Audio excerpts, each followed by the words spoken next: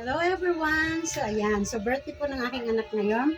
So tapos ko na po siyang nagawa ng pang merienda sa birthday niya. So meron po akong transaction ngayon habang nagagawa ng pagkain ng anak ko, nakapagluto ng spaghetti niya. So ayan, meron pong nagpabook sa akin ngayon sa aking online business na ticketing.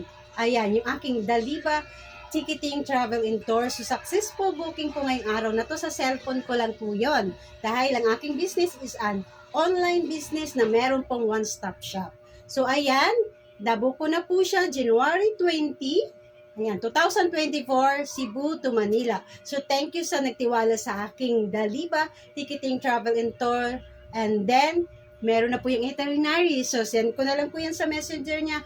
Ayan na, meron na po siyang ticket sa kanyang pauwi sa Manila. So, ayan. Thank you so much sa mga gusto pong magsimula ng online business na kahit nandito ka lang sa bahay, kahit anong ginagawa mo ay pwede mo pong gawin kagaya ko na isang mompreneur, isang housewife, pwede po yan sa atin. Dahil nasa cellphone lang yung business, less hassle, nakakatulong pa yan sa atin, dagdag income, extra income. Sa mga taong busy, pwede po yan dahil nasa cellphone lang, pwede ka po mag-book in just 5 minutes. So, thank you so much sa mga nagtiwala sa akin magpa-book.